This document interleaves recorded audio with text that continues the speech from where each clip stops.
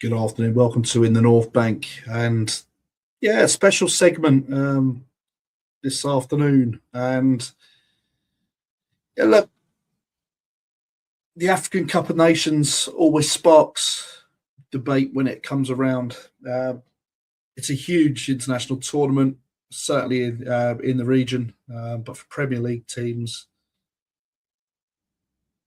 clubs, fans, Arsenal in particular, it's historically been a period for disruption, lost momentum, difficult for managing squads and the depth within those squads. Before we even talk about the present 2025 tournament, literally days away, it's important to understand why we Arsenal fans react strongly to the AFCON. And I mean, it's always been tinged with a frustrating feel. And obviously through history, we've had a large nucleus of African players in and around the squad. And we've always had those kind of issues where players have been called up and we've obviously had to let them go. And it's come back to bite us because, again, squad depth not as good as it should be. And it is a frustrating one. But again, look, why has AFCON always affected Arsenal? Obviously, not just Arsenal. Obviously, AFCON traditionally lands in January, right in the middle of the Premier League season. Players will leave early, mid-December. They'll miss league games. They'll often return late as well, fatigued or injured.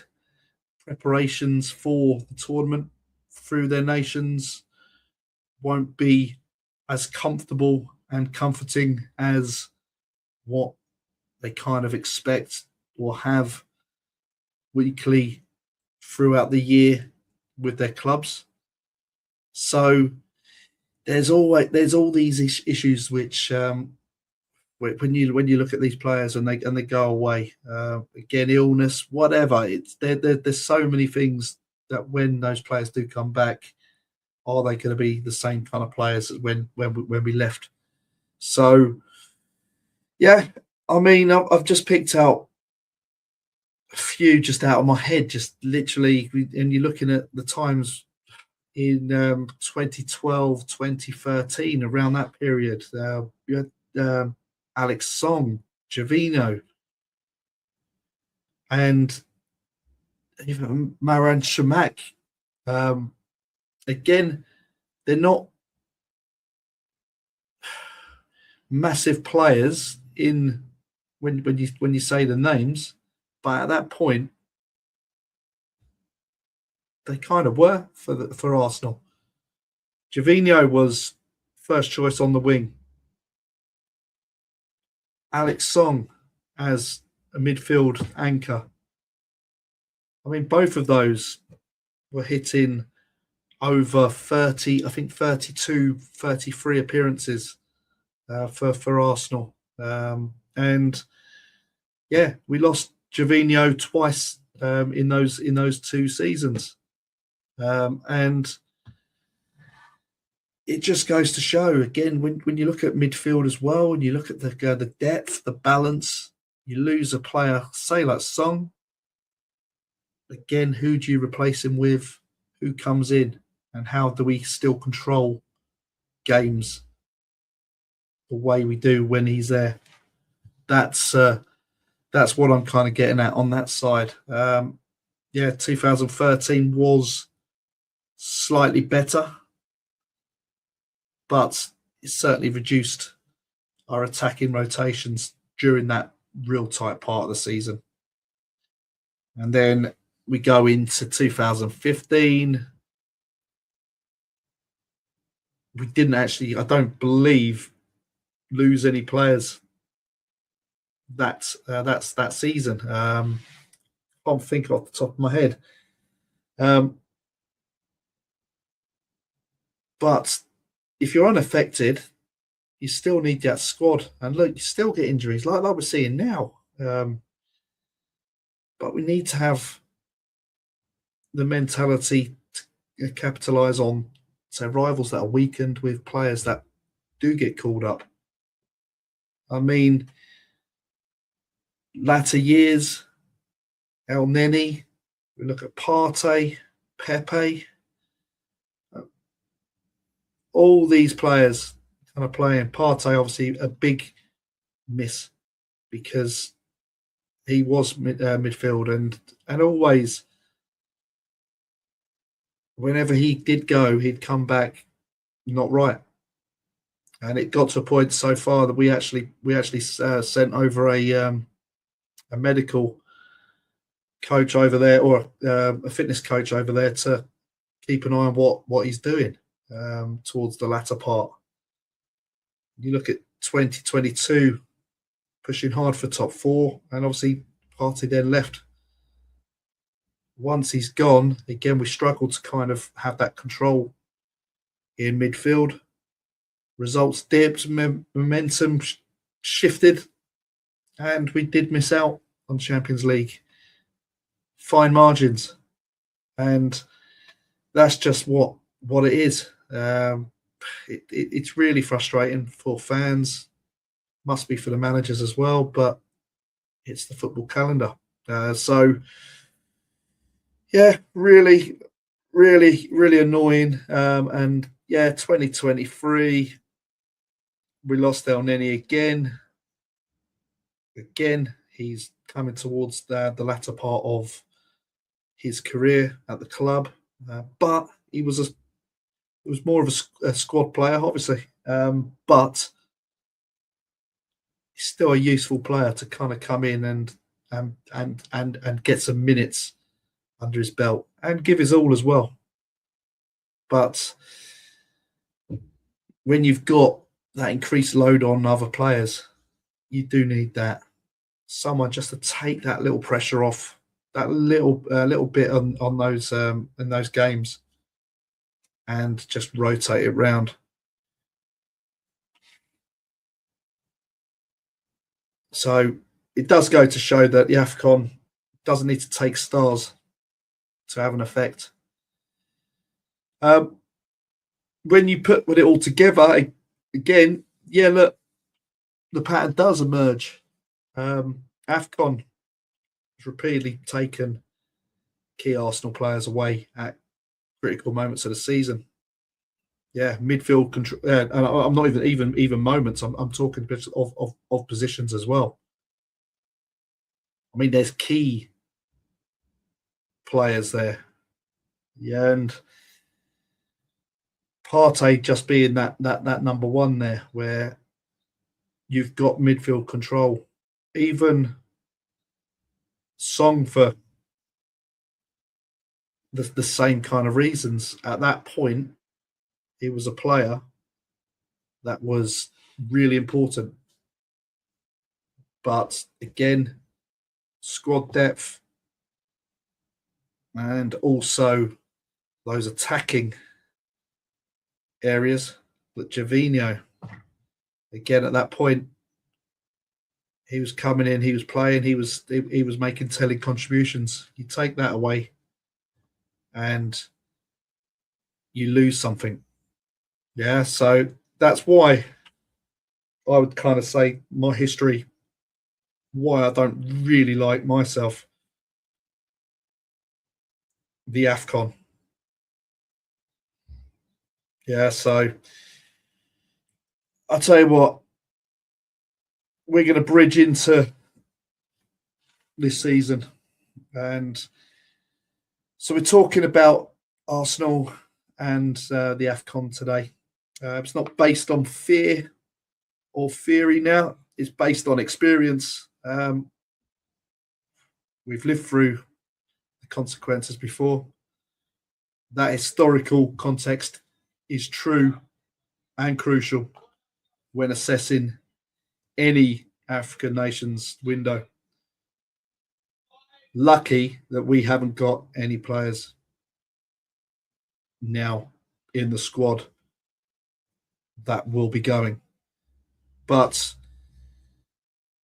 it is an incredible tournament for Africans of all nations. It's every other year. But yeah, you have to be aware of what things stall through seasons and the momentum that disappears also. So that's why it's really important to understand the past, so it's really clear when we actually discuss it now. So the question for everyone: which AFCON window do you remember hurting us the most as a club? Drop your thoughts in the comments. Let us know, and we'll be able to kind of go through them. But yeah, I look at it this season now, and we go through into this current season, and you do look at teams that have got players going away. Yeah, we look at say some of the players, and when we have 38 games in a season, and we want kind of consistent kind of outcomes for games. Yeah, look, you have a real hard game against a team, but later in the season, they're weakened by whatever. Yeah, look, we get injuries. It happens. But for a competition to take your best players as well, that really hits hard. So I look at even Liverpool. I'll put for one of the clubs, obviously Mohamed Salah. Yeah, the goals, the creativity, leadership, all gone. Yeah, can Liverpool cope when Salah goes? The whole balance of the attack. Yeah, they've obviously made some signings. Obviously, really topical because of the fallout that Salah's had at the minute. So it's coming to an end, but again, it's a big loss. Manchester United, they could lose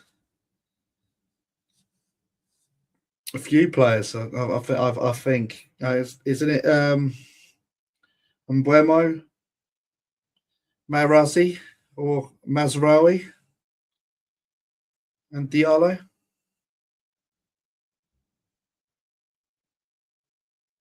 I believe that they are three players that could be gone. We look at Fulham. Got a Iwobi, Chukwueze, Bassi. List goes on. I mean, Sunderland. I mean, is it? They could have up to 6 players. Is that? Does that work out right?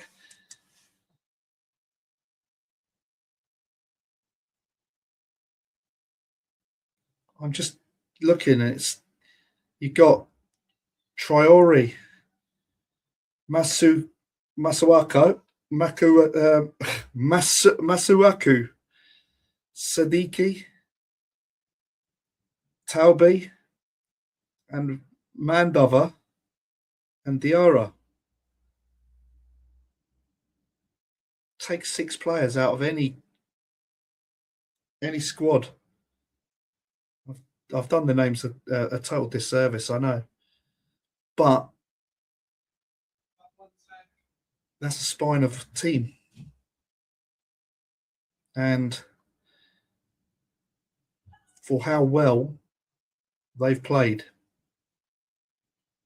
they're now going to be in a position where they are at real low strength in terms of being able to rotate and keep things going.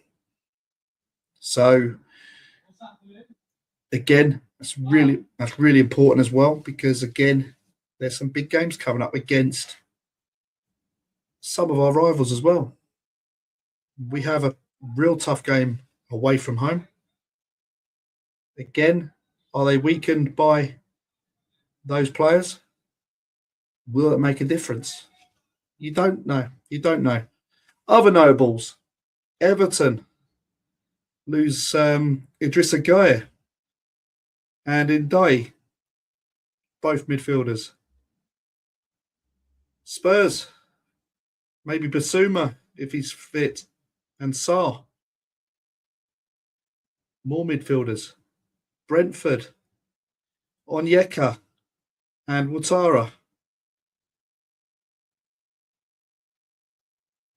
And then West Ham, again, Diouf, Wan-Bissaka. And Palace will lose Ismail Sarr, obviously before their quarter-final cup game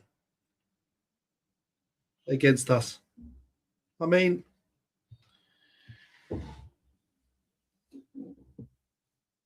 it does pay, and I wonder why clubs do sign so many, because there's surely got to be an understanding that it is going to come a cropper.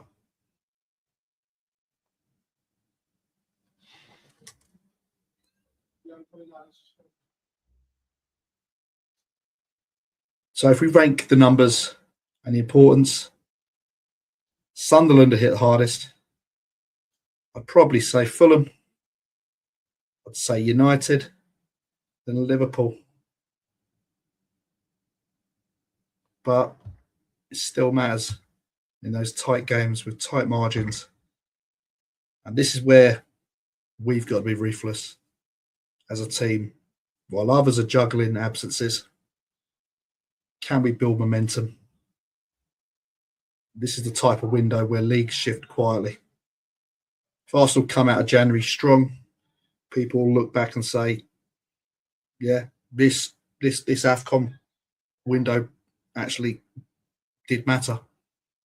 Yeah, if we can carry on with impetus and a way of playing